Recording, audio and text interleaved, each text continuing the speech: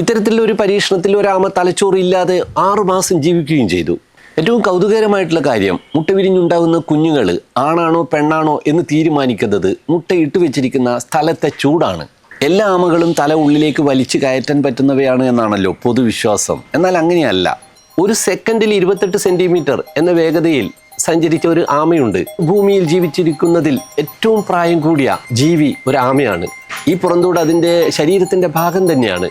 അതിനെ തന്നെ ഈ മേൽമൂടി അതിന് ഊരാനൊന്നും പറ്റില്ല. അതില്ലാതെ ആമയില്ല.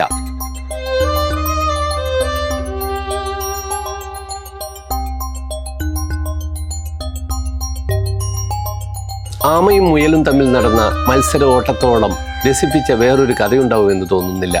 അഹങ്കാരിയും അമിത ആത്മവിശ്വാസക്കാരനുമായിട്ടുള്ള മുയൽ ഈ പന്തയത്തിനിടയിൽ അല്പസമയം കിടന്നുറങ്ങി വിശ്രമിച്ചപ്പോൾ ആമ പതുക്കെയാണെങ്കിലും നടന്ന് മത്സരം വിജയിച്ച കഥ. ആമ വളരെ പതുക്കെ മാത്രം നടക്കാൻ കഴിയുന്ന ഒരു ജീവിയാണെന്ന് ജീവിതത്തിൽ ഒരിക്കലും ഇതുവരെയും ഒരു ആമയെ കാണാത്തവർക്ക് പോലും അറിയാം. ഹെയറുകൾ എന്ന് വിളിക്കുന്ന കാട്ടുമുയലുകൾ നല്ല ഓട്ടക്കാരാണെന്നും അറിയാം. പരാജയം ഉറപ്പുണ്ടായിട്ടും എന്തായിരിക്കും ആമയെ ഈ മത്സരത്തിന് പ്രേരിപ്പിച്ചിട്ടുണ്ടായിരിക്കുക എന്നതായിരുന്നു എൻ്റെ ചെറുപ്പകാലത്തെ വലിയ സംശയം. പിന്നെ വലുതായപ്പോൾ ഇത് വെറും കഥയല്ലേ എന്ന് സമാശ്വസിക്കുകയും ചെയ്തു. ആമ ഇഴയും പോലെ എന്ന് നമ്മുടെ സർക്കാർ ഫയലുകളെയൊക്കെ കളിയാക്കാൻ വേണ്ടിയിട്ട് ഉപയോഗിക്കാറുണ്ടെങ്കിലും ആമകൾ അത്ര പതുക്കെ സഞ്ചരിക്കുന്ന ജീവികളെയല്ല. കരയാമകൾ ഒച്ചിഴയും പോലെ ഒന്നുമല്ല നടക്കുക. എന്നാലും ആ പേര് ദോഷം അങ്ങനെ തന്നെ കിടക്കുന്നുണ്ട്. ഒരു സെക്കൻഡിൽ 28 സെൻറ്റിമീറ്റർ എന്ന വേഗതയിൽ സഞ്ചരിച്ച ഒരു ആമയുണ്ട്. ഇത്തരത്തിൽ ഏറ്റവും വേഗതയിൽ സഞ്ചരിക്കുന്ന ആമയുടെ ഗിന്നസ് റെക്കോർഡുള്ളത് ബർട്ടി എന്ന പേരുള്ള ആഫ്രിക്കൻ ലെപ്പേർഡ് ടർട്ടോയ്സ് ആണ്. അതുപോലെ ഇന്ന് ഭൂമിയിൽ ജീവിച്ചിരിക്കുന്നതിൽ ഏറ്റവും പ്രായം കൂടിയ നമുക്കറിയുന്ന ജീവി ഒരു ആമയാണ്. ഈ 2025 191 വയസ്സ് പൂർത്തിയായ ജോനാഥൻ എന്ന ആമ സെയിൻറ്റ് ഹെലീന ദ്വീപിൽ സംരക്ഷണത്തിൽ കഴിയുന്ന സീഷെൽസ് ജൈൻറ്റ് ടർട്ടോയ്സ് എന്ന വിഭാഗത്തിൽപ്പെടുന്ന ഒരു ആമ. അൾട്രാബാക്കിലസ് ജൈജാൻറ്റിയ എന്നാണ് അതിൻ്റെ ശാസ്ത്രനാമം. അതിൻ്റെ സബ്സ്പീഷീസിൽ പെട്ടതാണ് ഈ ഒരു ആമ. നമ്മുടെ സംസ്കാരത്തിൽ, കഥകളിൽ, മതങ്ങളിലും ഒക്കെ ആമകൾ പല രൂപത്തിൽ വരുന്നുണ്ട്. അമൃതനായിട്ട് ദേവാസുരന്മാർ പാലാഴി മഥനം നടത്തിയപ്പോൾ മന്ദരപർവ്വതത്തെ ഉയർത്തിപ്പിടിക്കാൻ വേണ്ടിയിട്ട് അതിൻ്റെ അടിയിൽ പോയിട്ട് നിന്നത് ഒരു ആമയായിരുന്നു എന്നാണ് കഥ.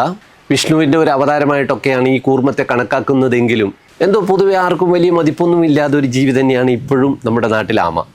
പല ആളുകളും പണ്ട് ആമകളെ ചുട്ടു തിന്നാറുണ്ടായിരുന്നു. പല രോഗങ്ങൾക്കും ഇതിൻ്റെ മാംസം വളരെ മികച്ചതാണ് എന്നുള്ളൊരു തെറ്റിദ്ധാരണ പണ്ട് മുതലേ ഉണ്ടായിരുന്നു. പക്ഷെ നമുക്കിപ്പോഴറിയാം, ഷെഡ്യൂളിൽ ഉൾപ്പെടുത്തിയിരിക്കുന്ന ഒരു സംരക്ഷിത ജീവിയാണ് ആമ. അവയെ കൊല്ലുന്നതോ കൈകാര്യം ചെയ്യുന്നതോ കയ്യിൽ കരുതുന്നതോ പോലും കുറ്റകരമാണ്. പഴയ കാലത്ത് ആമകളെ ചുട്ടു തിന്നുന്നതുമായിട്ട് ബന്ധപ്പെട്ടിട്ട് ഒരു രസകരമായിട്ടുള്ള കഥയുണ്ട്. അതിൽ നിന്നാണത്രേ ഞാനൊന്നും അറിയില്ല രാമനാരായണ എന്ന ഒരു ശൈലി നമ്മുടെ ഭാഷയിൽ വന്നത്. എല്ലാത്തിനും കൂട്ടുനിന്നിട്ട് അവസാനം കുറ്റത്തിൽ നിന്ന് ഒഴിയാൻ ശ്രമിക്കുന്നവരെ സൂചിപ്പിക്കാനാണ് ഈ ഒരു പ്രയോഗം, ഈ ശൈലി ഉപയോഗിച്ചിരുന്നത്. ഈ കരയാമകളെ മലർത്തിക്കിടത്തി കഴിഞ്ഞാൽ അതിന് പെട്ടെന്നൊന്നും തിരിഞ്ഞു മറിഞ്ഞ് പഴയതുപോലെ നടന്നു പോകാൻ പറ്റില്ല എന്ന് നമുക്കറിയാമല്ലോ. കാലുകൾ വായിൽ ചുഴറ്റി മലർത്തിയിട്ടേ കൂറയെ പോലെ ഇതിങ്ങനെ കുറേ നേരം പിടക്കുകയാണ് ചെയ്യുക. ഒരു കള്ളസ്വാമി കണ്ണടച്ച് ഇങ്ങനെ പ്രാർത്ഥിച്ച് തപസ് ചെയ്തുകൊണ്ടിരിക്കുന്നതിൻ്റെ അടുത്ത് സന്ധ്യക്ക് നാടോടികളൊക്കെ പിടിച്ചു കൊണ്ടുവന്നിരിക്കുന്ന ആമകളെ അവർ ചുട്ടു തിന്നാൻ ശ്രമിക്കുകയായിരുന്നു. വിറകൊക്കെ എടുത്തു വെച്ച് ആമയെ അതിൻ്റെ മുകളിൽ എടുത്തു വെച്ച് തീ കത്തിക്കുമ്പോഴേക്കും ആമ പതുക്കെ നടന്നു പോയി കളയും. എത്ര ശ്രമിച്ചിട്ടും ആമയെ ചുടാൻ ഇവർക്ക് പറ്റുന്നില്ല. അപ്പോഴവർ കേൾക്കാൻ വേണ്ടിയിട്ട് തൊട്ടടുത്ത് തന്നെ ഇതൊക്കെ ശ്രദ്ധിച്ചുകൊണ്ടിരിക്കുന്ന ഈ കള്ളസ്വാമി നാമം ചൊല്ലുന്നതിൻ്റെ ഇടയിൽ ആമയെ ചുടുമ്പോൾ മലർത്തിയിട്ട് ചുടണം, ഞാനൊന്നും അറിയില്ലേ രാമനാരായണ എന്ന് ചൊല്ലി എന്നാണ് കഥ. അതായത് ഇതിനെ എങ്ങനെയും ചുട്ട് കിട്ടിയാൽ അതിൻ്റെ ഒരു പങ്ക് തനിക്കും കിട്ടുമല്ലോ എന്നുള്ള പ്രതീക്ഷയോടെയാണ് ഈ ഉപായം പറഞ്ഞു കൊടുക്കുന്നത്. എങ്കിലും ഒരു ജീവിയെ കൊല്ലുന്നതിന് ഞാനൊന്നും കൂട്ടുനിന്നില്ല എന്ന് സ്വയം പറയാൻ വേണ്ടിയിട്ടാണ് ഈ ഞാനൊന്നും അറിഞ്ഞില്ലേ രാമനാരായണ എന്നും കൂടി പറയുന്നത്.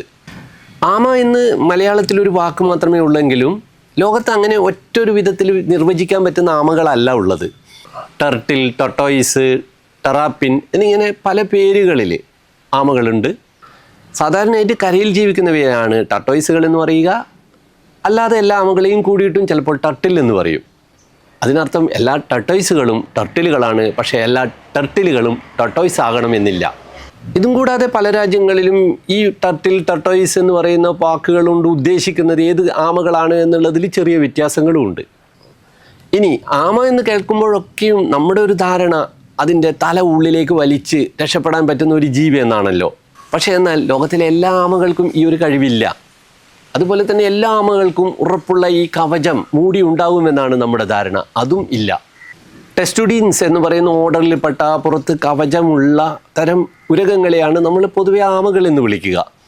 നേരത്തെ പറഞ്ഞല്ലോ, ടട്ടിൽ എന്ന് പൊതുവായിട്ട് കരയിലും വെള്ളത്തിലും ഒക്കെ ജീവിക്കുന്ന ആമകളെയൊക്കെ സൂചിപ്പിക്കാൻ പറയാറുണ്ടെങ്കിലും എന്നാലും പൊതുവെ ടട്ടിൽ എന്ന് പറയുന്നത് കൊണ്ട് ഉദ്ദേശിക്കുന്നത് വെള്ളത്തിൽ ജീവിക്കുന്ന, വെള്ളത്തിനോട് ചേർന്നിട്ടുള്ള കരയിലുമൊക്കെ കുറേശ്ശെ ജീവിക്കുന്ന തരം ആമകളെയാണ്. പൂർണ്ണമായിട്ട് കരയിൽ മാത്രം ജീവിക്കുന്നവരെ ടട്ടോയ്സ് എന്ന് തന്നെയാണ് വിളിക്കുക. നിലവിൽ ലോകത്തെങ്ങുമായിട്ട് 360ഓളം ഇനം ആമകളുണ്ട്. ഇനി ടെർട്ടിലുകൾ എന്നത് പ്രധാനമായിട്ട് വെള്ളത്തിൽ ജീവിക്കുന്നവയാണെന്ന് പറഞ്ഞല്ലോ. അവയിൽ തന്നെ ശുദ്ധജലത്തിൽ മാത്രം ജീവിക്കുന്നവയും കടൽ ജലത്തിൽ ജീവിക്കുന്നവയും വ്യത്യസ്തമായിട്ടുണ്ട്.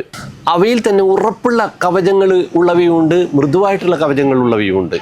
നദികൾ, തടാകങ്ങൾ, കുളങ്ങൾ, ചതുപ്പുകൾ തുടങ്ങിയ സ്ഥലങ്ങളിലൊക്കെയാണ് ഈ വെള്ളത്തിൽ സാധാരണയായിട്ട് ടർട്ടിലുകളെ കാണുക. അതിനോട് ചേർന്നിട്ടുള്ള പ്രദേശങ്ങളിൽ, നനവുള്ള സ്ഥലങ്ങളിലൊക്കെയും ഇവ കരയിലും ഇടയ്ക്കൊക്കെ വന്ന് നടക്കുന്നത് കാണാം. എന്നാൽ കടലിലുള്ള ടർട്ടിലുകൾ, സീ ടർട്ടിലുകൾ, അതിൽ പെണ്ണ് കരയിൽ ഒരിക്കലേ കയറുന്നുള്ളൂ, അത് മുട്ടയിടാൻ വേണ്ടി മാത്രമാണ്.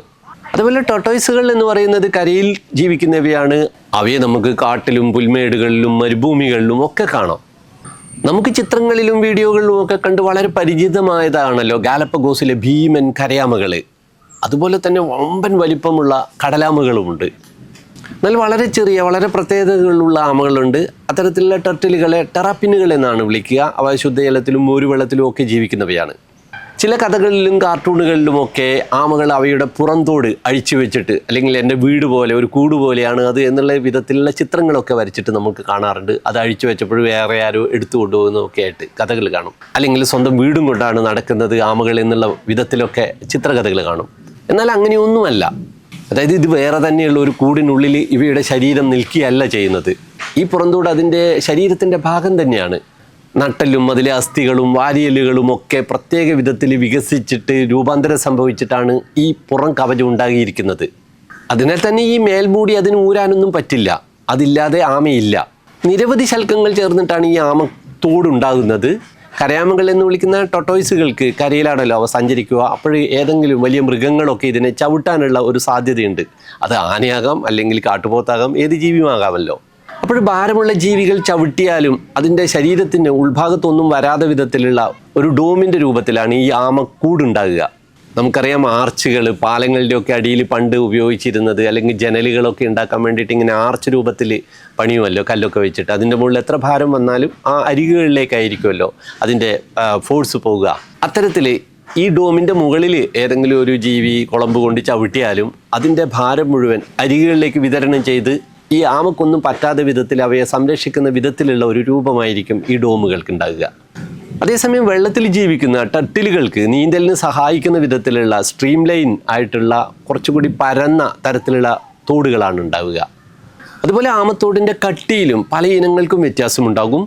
എല്ലാ ആമത്തോടുകളും പാറ പോലെ ഉറച്ചതല്ല. ടർട്ടിലുകളുടെ കൂട്ടത്തിൽ ഏറ്റവും വലിപ്പമുള്ള ലെതർ ബാക്ക് കടലാമകൾ 8 അടിയോളം നീളവും 1000 കിലോയോളം ഭാരവും ഒക്കെ ഉള്ളവയായിരിക്കും. ഇവർക്ക് കട്ടിയുള്ള അസ്ഥി കൊണ്ടുള്ള കവചമില്ല. അതുപോലെ നമ്മൾ ഉഭയജീവികൾ എന്നാണ് വെള്ളത്തിലും കരയിലും ജീവിക്കുന്ന പല ജീവികളെയും വിളിക്കുക. അതിൽ പ്രധാനമായിട്ടും നമുക്ക് പരിചയമുള്ളത് തവളകളാണ്. പക്ഷേ ആമ വെള്ളത്തിലും കരയിലും ജീവിക്കുമെങ്കിലും അതൊരു ഉഭയജീവിയല്ല, അതൊരു ഉരകമാണ്. വെള്ളത്തിലുള്ള ഓക്സിജൻ നേരിട്ട് ഉപയോഗിച്ചല്ല അവ ശ്വസിക്കുന്നത്. നമ്മളെപ്പോലെ തന്നെ അന്തരീക്ഷത്തിലുള്ള ഓക്സിജനാണ്.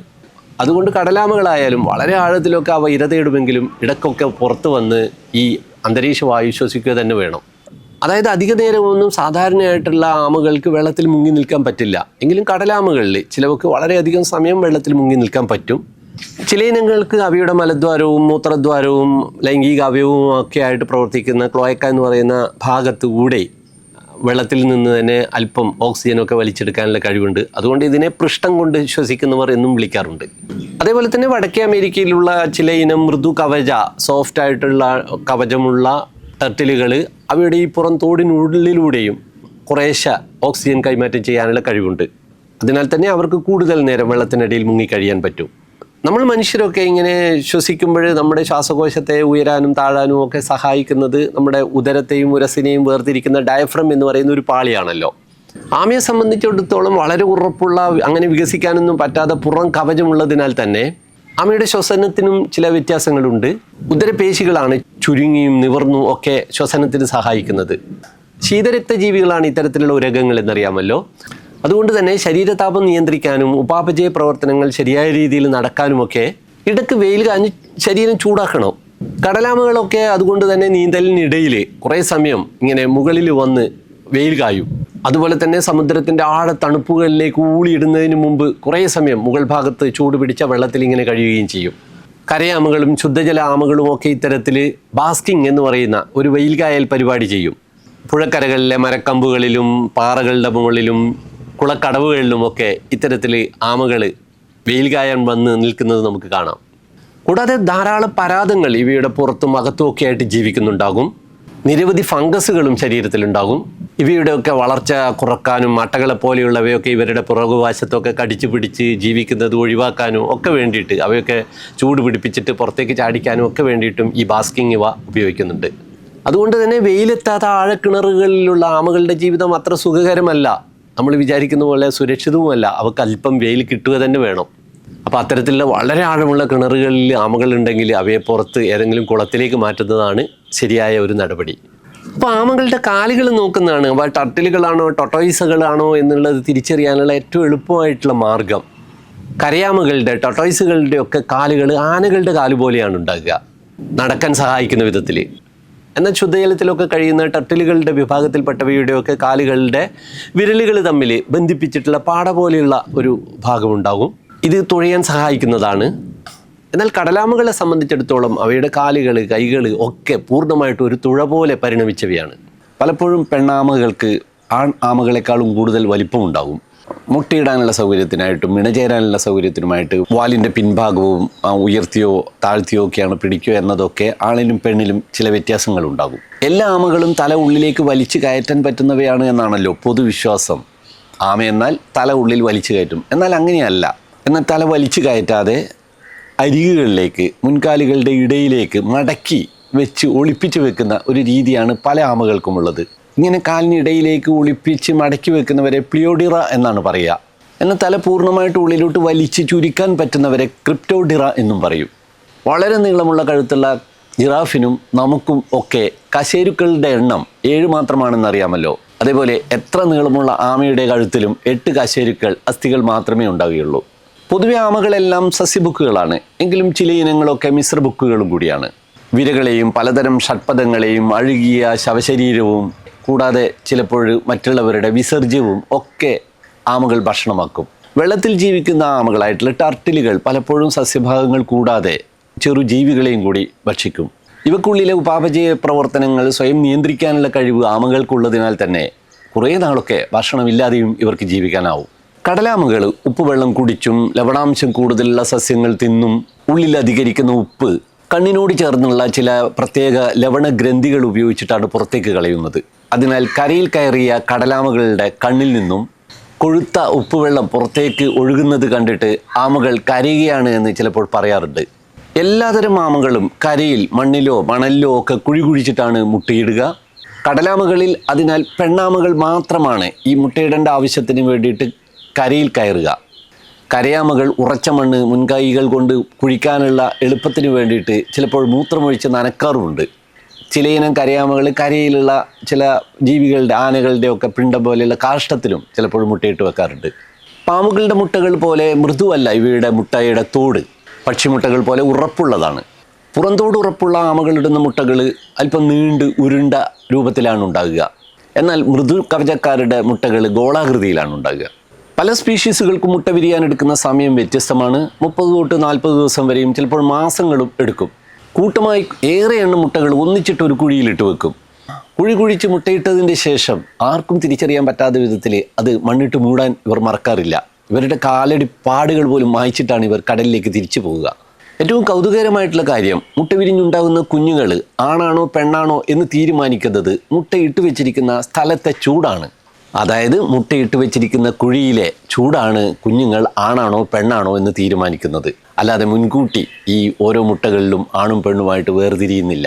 കുഴിയിലെ ചൂട് 30 ഡിഗ്രി സെൻറ്റിഗ്രേഡിലും വളരെ കുറവാണെങ്കിൽ വിരിഞ്ഞിറങ്ങുന്ന കുഞ്ഞുങ്ങൾ ഭൂരിഭാഗവും ആണായിരിക്കും. എന്നാൽ 31.5 ഡിഗ്രിക്ക് മുകളിലാണ് കുഴിയിലെ ചൂടെങ്കിൽ വിരിഞ്ഞിറങ്ങുന്ന കുഞ്ഞുങ്ങളിൽ ഭൂരിഭാഗവും പെണ്ണായിരിക്കും. ഇവയ്ക്കിടയിലുള്ള ചൂടാണെങ്കിൽ ആണും പെണ്ണും ഒക്കെ ഏകദേശം തുല്യവുമായിരിക്കും. അതായത് ആഗോളതാപനം കാലാവസ്ഥാ വ്യതിയാനമൊക്കെ ആമകളുടെ സെക്സ് ആണും പെണ്ണും തമ്മിലുള്ള അനുപാതത്തെ തീരുമാനിക്കുന്നതിൽ വലിയ ഘടകമായി മാറിക്കഴിഞ്ഞു. അത് ദൂരവ്യാപകമായിട്ടുള്ള പ്രശ്നങ്ങൾ ഇവർക്കുണ്ടാക്കുകയും ചെയ്യും. പുതിയ പഠനങ്ങൾ സൂചിപ്പിക്കുന്നത് ഈ കുഴിയിലെ ചൂട് മാത്രമല്ല, ചില ജനിതക ഘടകങ്ങൾ കൂടി ഇവയുടെ കുഞ്ഞുങ്ങളുടെ ആണോ പെണ്ണോ എന്ന് തീരുമാനിക്കുന്നതിൽ പ്രധാനമായിട്ടുള്ള പങ്കുണ്ട് എന്ന് തന്നെയാണ്. എങ്കിലും ഈ കാര്യത്തിൽ കൂടുതൽ ഗവേഷണങ്ങൾ നടക്കേണ്ടിയിരിക്കുന്നു. മൺസൂൺ കാലത്തൊക്കെ പുഴക്കരയിലെ മണലിൽ ഇവർ ഇട്ടുവെച്ചിരിക്കുന്ന മുട്ടകളുടെ മുകളിൽ വെള്ളം കയറി കഴിഞ്ഞാൽ ആ സമയത്ത് മുട്ടകൾ വിരിയാതെ വെള്ളം ഇറങ്ങുന്നത് വരെ മുട്ടകൾ കാത്തിരിക്കും എന്നുള്ള ഒരു കൗതുകം കൂടിയുണ്ട്. മുട്ടയുടെ ഉള്ളിൽ നിന്നും ആമക്കുഞ്ഞുങ്ങൾക്ക് മുട്ടത്തോട് പൊട്ടിക്കാനായിട്ട് മൂക്കറ്റത്ത് കുഞ്ഞരിപ്പല്ല് പോലെയുള്ള ഉറപ്പുള്ള ഒരു മുനയുണ്ടാവും. അതുപയോഗിച്ചിട്ട് മുട്ടത്തോട് അകത്ത് നിന്നും കുത്തി പൊട്ടിച്ചിട്ടാണ് ആമക്കുഞ്ഞുങ്ങൾ പുറത്തു വരിക. മുട്ടത്തോടിനുള്ളിൽ നിന്നും പുറത്തു വന്നാൽ ഉടനെ തന്നെ ഏറ്റവും സുരക്ഷിതമായിട്ടുള്ള സ്ഥലത്തേക്ക് മാറിക്കഴിയാനുള്ള പ്രത്യേക കഴിവുകൾ ഇവർക്കുണ്ടെങ്കിലും പലപ്പോഴും ധാരാളം കുഞ്ഞുങ്ങൾ ഇരപിടിയന്മാരുടെ വായിലാകുകയാണ് ചെയ്യുക. കടലാമകൾ മുട്ടയിടാനായിട്ട് അതിദീർഘ സഞ്ചാരങ്ങൾ നടത്തിയിട്ട് സുരക്ഷിതമായിട്ടുള്ള തീരങ്ങളിൽ സ്ഥിരമായിട്ട് എത്താറുണ്ട്. ഇത്തരത്തിൽ നീലേശ്വരത്തും കണ്ണൂർ അഴീക്കോട് ചാൽ ബീച്ചിലും കൊളാവി കടപ്പുറത്തും ഒക്കെ എല്ലാ വർഷവും കടലാമകൾ മുട്ടയിടാനായിട്ട് വരാറുണ്ട്.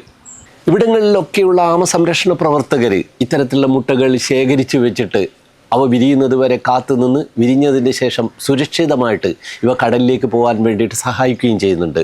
ഏറ്റവും കൗതുകകരമായിട്ടുള്ള കാര്യം, ഇവിടെ ഇങ്ങനെ വിരിഞ്ഞിറങ്ങുന്ന പെണ്ണാമ കുഞ്ഞുങ്ങൾ വളർന്നു മുതിർന്നതിൻ്റെ ശേഷം വർഷങ്ങൾക്ക് ശേഷം തിരിച്ച് ഇതേ തീരത്തേക്ക് മുട്ടയിടാനായിട്ട് മടങ്ങി വരും എന്നുള്ളതാണ്. ഇങ്ങനെ താൻ ജനിച്ച തീരം ഏതെന്ന് കൃത്യമായിട്ട് ഓർമ്മിച്ച് വെച്ചിട്ട് കിലോമീറ്ററുകൾ സഞ്ചരിച്ചിട്ട് ഇവ തിരിച്ചു വരുന്നത് എങ്ങനെയാണ് എന്നുള്ളത് ഇപ്പോഴും വളരെ അതിശയകരമായിട്ടുള്ളൊരു കാര്യമാണ്. ഈ കരയാമകളെ സംബന്ധിച്ചിടത്തോളം വളരെ വലിപ്പമുള്ള വ്യത്യസ്തരായിട്ടുള്ള കരയാമകളുണ്ട്. ഡാർവിനുമായിട്ടൊക്കെ ബന്ധപ്പെട്ടിട്ട് നമ്മൾക്ക് ഏറ്റവും പരിചയമായിട്ടുള്ള ഗാലപ്പഗോസ് ഭീമൻ ആമകൾക്ക് 100 കിലോയിലധികം ഭാരവും 4 അടിയിലേറെ നീളവും ഉണ്ടാവും. എന്നാൽ 7 സെൻറ്റിമീറ്ററിൽ കുറവ് മാത്രം നീളമുള്ള ചെർസോബിയസ് സിഗ്നാറ്റസ് പോലുള്ള സ്പെക്കിൾഡ് കേപ്പ് ടോട്ടോയിസ് പോലെയുള്ള ഇനങ്ങളുമുണ്ട്. അൾഡാബ്ര ജൈൻ ടോട്ടോയിസ് എന്ന് പൊതുവെ പറയുന്ന അൾഡാബ്രാക്കിലീസ് ജൈജാൻഡ എന്ന വിഭാഗത്തിൽപ്പെട്ടവയാണ് ഏറ്റവും കൂടുതൽ ആയുസ്സുള്ളതായിട്ട് നമുക്ക് നിരീക്ഷിക്കാൻ പറ്റിയിട്ടുള്ളത്. അതിൽപ്പെട്ടതായിരുന്നു അദ്വൈത എന്ന് പറയുന്ന കൽക്കത്തയിലെ അലിപ്പൂർ സുവോളജിക്കൽ പാർക്കിലുണ്ടായിരുന്ന ആമ.